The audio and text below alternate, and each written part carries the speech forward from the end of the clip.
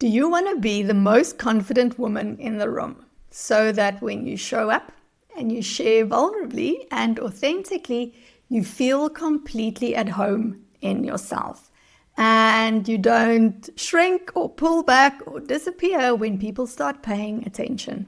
If so, then today's episode is for you. My name is Tertia. This is Feminine Embodiment for Spiritual Business Owners. It's the show where I teach you how to be more confidently visible, how to tap into your feminine power for success, and how to work in more embodied ways as you grow your business. I want to start off by saying that we are standing on the edge of a massive opportunity, and it has to do with AI. If you have to do any kind of marketing for your business, you probably have seen how much content is available out there. And AI can basically do everything for you at this point. It can write your captions, it can create graphics, it can write scripts, it can even edit. And unfortunately, or maybe fortunately for us, what has happened is there is such a flood of very generic, very bland content that is just spread everywhere over social media and over all the marketing channels. This has caused us to start having AI filters, which basically means that we dismiss out of hand whenever we see something that has obviously been created by AI. And this is where the opportunity lies, because there's never been a better time for you, the woman behind the brand, to actually step up into your visibility and share your voice and your face with your people.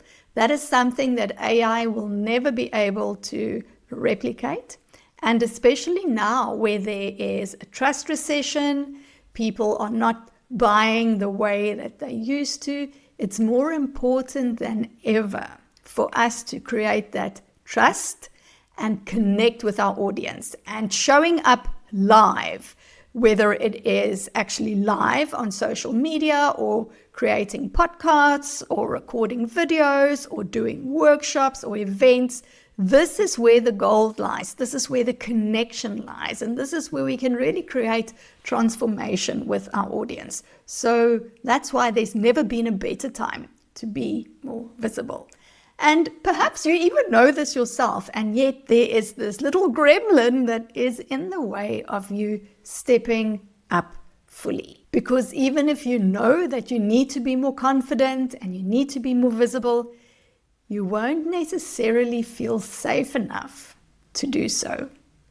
Now, before I dive into what this fear of visibility entails and how we can actually work through that and heal that, I want to pause and tell you about a free virtual workshop that I am hosting. It's called Make Visibility Easier, and it is especially for you if you deeply desire to show up more confidently and be more visible, but this is something that feels so hard to do. I'm going to leave the link for you down in the description, and I do hope that you will join us. So back to the episode. Let's talk about what fear of visibility is. It's not only people who are introverts or people who are typically shy that fear being visible. The fear of visibility is really this incredible terror that we feel at the idea of being seen for who we truly are, as being seen as our truest, most raw, most authentic selves, because we fear that we will be received as not enough or we'll be received as too much. And so this anticipation of how we will be received is what keeps this fear locked in place. And it shows up in so many different ways in our business. I think one of the most telling ways in which it can show up is through procrastination. That thing of where we don't do what we're supposed to do when we're supposed to do it, we're always putting it off. And it can be something as simple as receiving a DM, and then instead of answering and responding right there and then in the moment, putting your phone down and telling yourself, I'll get to it later. So it can be small things like this. And of course, it can go over into our bigger things as well, where we keep on putting off our dream projects, or we keep on putting off connecting with that one person that we need to in order to move our business forward. And so procrastination is not a bad thing. What it is it's telling us there's something happening in the background that's preventing you from actually moving forward. So when you procrastinate, that's data, that's something that you can work with. Some of the other ways in which it can show up is when you look at other people, maybe doing lives, doing recordings, showing up, and you go, oh, I'll never be able to do that. So these stories that you tell yourself about what you're able and not able to do. And there's an additional layer for us as women, because for thousands of years we've been taught that being seen is dangerous. We've been told that when we take up space, it means that we're arrogant. And we've been taught that if we are going to show up, we need to do it in a way that's absolutely perfect so that people won't find fault with us and confirm that terrible secret that we have where we believe that we aren't good enough or that we are too much. And so no wonder it is so hard for us to show up. And perhaps you even know this about yourself. You know that you might have this fear of being visible and fear of being seen. And so you might have even worked towards it and tried something to be more confident. But somehow it doesn't stick and it doesn't stay and it's not lasting. Even if it only helps for a little bit, this fear always keeps on coming back. And that is because so often we work only on the level of the mind. So we believe that our thoughts create our behaviors. So our thoughts create our emotions and our emotions create our behaviors. And that is not completely true, although it's partly true. Your thoughts can create emotions and actions coming from those emotions, but your emotions can create thoughts, which then create actions. And not only that, your thoughts and your emotions don't just float around randomly. They live in your body. More specifically, they live in the nervous system. And your nervous system is what holds these patterns of your mindset and your emotions in place. All of these beliefs that you picked up from when you were a tiny little baby until the most recent experiences in your life about your worth and your value and your deservability and how much space you're allowed to take up and how expressed you're allowed to be. All of that lives in the nervous system. And so if we are just going to use things like visualization and journaling and affirmations to try and put new thoughts into our minds, what we're doing is we're just layering it over the existing foundation, over the existing nervous system pattern. And the thing is, your pattern, that thing that is hooked in your nervous system, is always going to win. So if you desire to be more confident, if you desire to step into this next level of you, if you want to show up in a way where you create bigger impact and where you reach more people, you have to start creating the space for that in your nervous system. Working on the mindset alone is not enough. What I've come to see in my work with women, in work with myself, is that the fear of visibility that we hold is directly linked to our self-worth. And there's a correlation that the lower our self-worth, the less we accept ourselves, the more we struggle with being visible. And so I'm going to share with you now 4 things that you can start doing right now, today, to start healing your visibility wound as it relates to your self-worth. So the very first key when it comes to healing visibility wounds has to do with self-trust. Trust that we put in ourselves, in the permission that we give ourselves to be who we are, to show up in our truth, to show up fully expressed. What tends to happen though is that we look for permission outside of ourselves. We look for others to tell us that who we are is okay, that who we are is acceptable, the actions that we take are good actions and acceptable actions, and they approve of us. And so as long as we are looking for that approval outside of ourselves, that basically translates into saying, I don't trust myself to know that what I have to offer and what it is that I have to say and how much space I'm allowed to take up, I don't trust myself that it is enough. And that's why we wait until we feel ready before we take any action. That's why we dilute our message and we don't say what it is that we really want to say.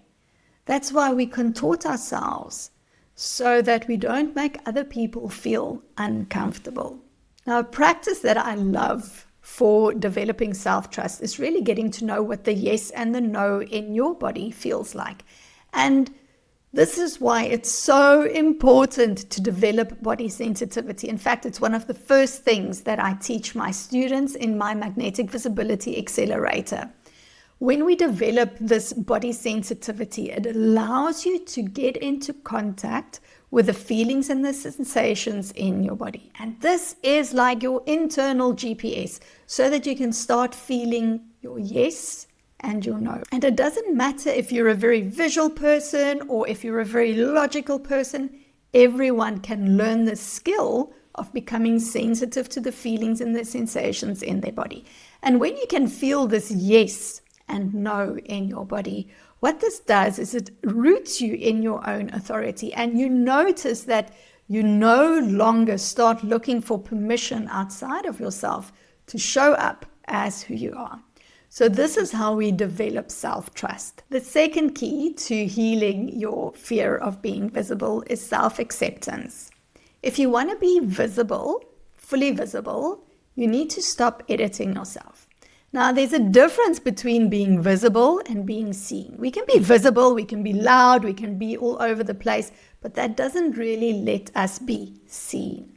And for you to create not only that connection with your audience so that they are drawn to work with you, but for you to do it in a way that's easy and that feels pleasurable. You need to fully accept who you are, because if you accept who you are, then others accept who you are.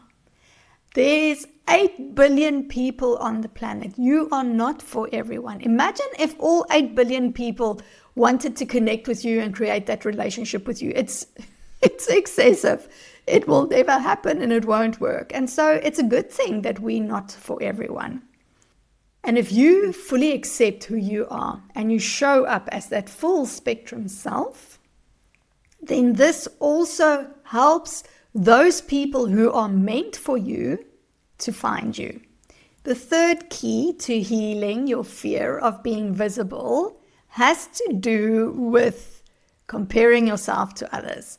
Comparing yourself to other people in your space is a visibility wound. And it looks like spending so much time looking at what other people are doing, comparing yourself to them, and then deciding, based on what you see, that you are behind, you're not enough, you're never going to make it, why should you even try, nobody even cares. And we fall into this downward spiral where we actually talk ourselves out of being visible. Here's the truth. If you are going to compare yourself to someone else, one of two things is always going to happen. That person is either going to be ahead of you, or that person is going to be behind you. And comparison has its place, right? Because when we compare ourselves to others, this is a way in which we can measure our own progress. This is a way in which we can measure how we are doing. So it's a good thing if it stays on the level of I'm measuring myself against myself and just checking in what's happening in the outside world. When we start to find that we are less worthy because we are not as far as someone else, this is when it becomes a problem. And this is actually where your brain can start working against you if you're not careful, because your brain is geared to find proof of those things in which you believe, those things in your worldview that you believe to be true. And so if you are going to be looking for ways in which you don't measure up, if you're going to be looking for ways in which you are behind or not good enough, guess what? You're going to find those ways. And it could be that there are 20 examples of where you are good enough and where you do measure up and where you excel even. But there might be one example of where you don't. And this is the example that your brain is going to find, because it's its job to do that. Now, of course, I have a practice for this. So if you ever find yourself in this situation where you're realizing that you're comparing yourself to other people and that you're finding that you're not measuring up, you want to start using this ability of your brain of looking for proof. So I have a file where I have a whole host of comments and testimonials and conversations that I've had with my clients over the years. And whenever I feel that I need a little bit of a boost or a little bit of a reminder of how well I actually do measure up, then I read through this file and I read all of these comments, because it's so funny how we tend to forget about the successes that we have. And we are much more inclined to remember all of the things that didn't work out. And so it's such a wonderful and easy little practice to have. It makes you feel really good when you do that. The final key that I want to share with you is one that brings all of this together. Key number 4 in healing your fear of being visible has to do with ritual and embodiment, of slowing down enough and getting out of your head and into your body. In this hyper-masculine world that we live in, the masculine is really prized. So producing and optimizing and going forward and always growing. And there is 100% a place for this, but it cannot be the only thing. And this is not where our self-worth lives. If you are going to attach your worth to your external accomplishments and to the things that you achieve on the outside, the moment that those things aren't there, your self-worth is going to collapse. And so our self-worth actually lives in the body. This is the true root of where our enoughness is. And it's deeply connected to our feminine. It's deeply connected to that feeling, flowing essence of us. And we can access this through ritual. So one of the most beautiful things that you can do is to bring ritual in your body to honor your feminine essence, to honor your creativity, to honor that magnetic and radiant and pleasure-filled aspects of you. And it doesn't have to be a complicated ritual. It can be the ritual that you go through in the mornings when you get up. So instead of immediately going onto social media and looking at your numbers and falling into that comparison trap again, find something else to do instead where you can connect with yourself. Maybe it's taking a few minutes to do a moving meditation, which is something else that I teach my clients. Maybe it is sitting with a cup of tea or coffee and just noticing the flavors, the warmth, and the taste, bringing your senses online. You can bring ritual in when you are doing client calls. So before the client call starts, you can drop into your body. You can maybe light a candle. You can set up your space in such a way where it really feels like a sacred space where you are meeting with your client, even if it is online. When you come to the end of your workday, you can create a ritual to symbolize and signify the end of the workday, either by shutting off your computer or by closing your office door or even changing your outfit. There's so many different things that we can do with intention that connects us into our body, that allows us to slow down, and that allows us to claim more of our feminine essence. And in doing this, our enoughness, our inhabiting of the full spectrum of who we are, can take root. The thing that I want you to take away from this episode is that now more than ever, the world needs your voice. And I know you know that. The world needs you to show up in your magnificence, in the full spectrum of who you are. Your clients need you to show up in that way so that they can find you. If there's one thing I know about you, it's this. You have so much to offer. And it's time that you give yourself permission to do so. Now, I love hearing from you. As always, please send me a DM and tell me your takeaways from today's episode. Share this episode on social media and tag me. I'd love to say hello. Thank you so much for joining me, and I'll speak to you in the next one. Bye.